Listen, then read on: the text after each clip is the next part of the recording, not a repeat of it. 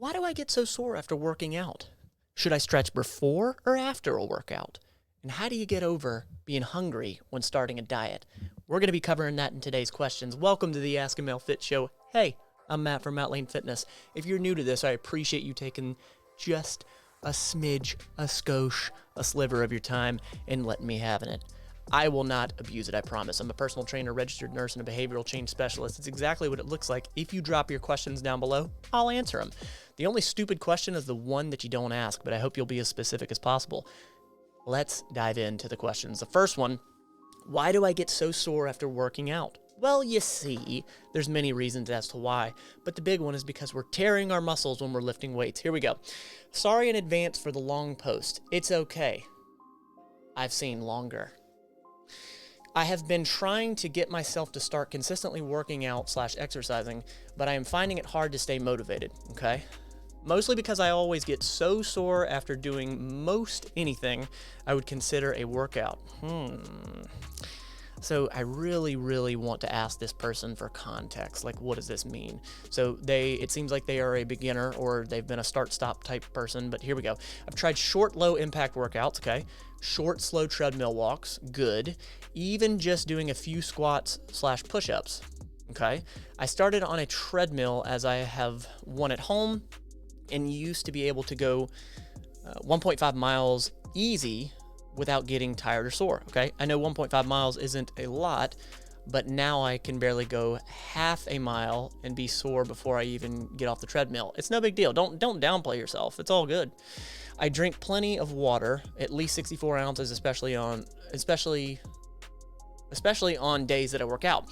Drinking more water seemed to help a bit in the beginning, but now I don't feel a difference, okay? I followed a short 15-minute low-impact beginner workout video 2 days ago, and my legs, hips are still so sore I can barely bend to sit down, let alone grab anything from the floor. Any advice on how to reduce the soreness? So here's the deal. Any new stimulus that you put your body through, you're going to be sore from, okay? I lift weights every week, and if I were to do a different type of lift that I don't normally do, I would get sore from it. If I were to do 6 more reps on 2-3 sets, I would feel sore from it, okay? So being sore isn't necessarily an indication of a good workout. Being sore means you have introduced a new stimulus to that area that is sore, okay?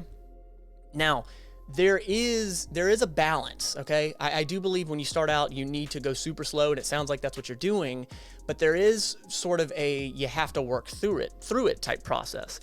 At the end of the day, if you are still sore, I would say dial it back a little bit because it seems like you're doing a little bit too much because you said, "Can I get some quiet, please, dogs?" All right, moving on. It sounds like you might still be doing a little bit too much because you say there what I would consider a workout.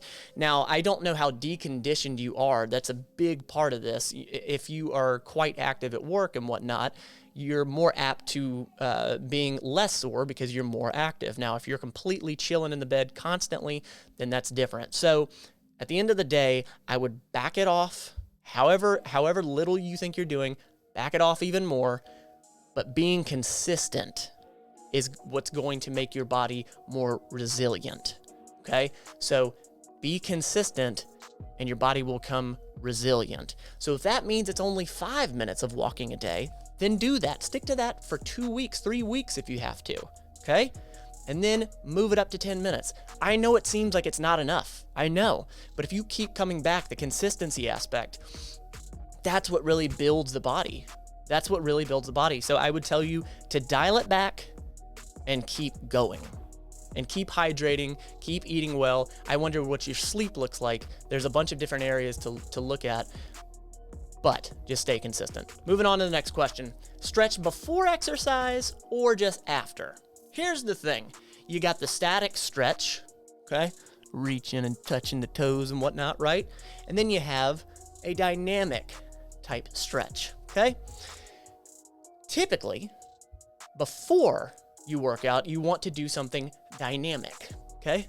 There's a lot of movement in what I'm doing. What some people will do is that they're about to do bench press, they'll do just the bar. They'll do major low weight for maybe a little higher reps just to move the body. Technically, that is a dynamic warm up, a dynamic stretch, if you want to call it that. So I would say before you do a dynamic warm up, and then after you would do that static stretch. And you don't have to go crazy with it. I think even 5-10 minutes is plenty. For a lot of people, again, it's consistency and they don't stick with it. So keep it that simple. Dynamic in the beginning, static at the end, okay? Moving on to the next question. How do you mentally get over hunger when starting a diet, whether calories in, calories out, or fasting? Hey all, I've started a new intermittent fasting routine and I'm looking for some tips to get over hunger. Understood. I've read all the tips about drinking a glass of water and eating more fiber or drinking tea. What I'm looking for are tips about what you tell yourself when you feel genuinely hungry so you can push past it. Okay, I'm looking to shift my relationship towards hunger/food so I don't see hunger as this horrible thing to be avoided at all costs. I have a very specific goal I'm losing weight for. Okay. And I want to actually get there this time. Okay. All right. So here's the deal.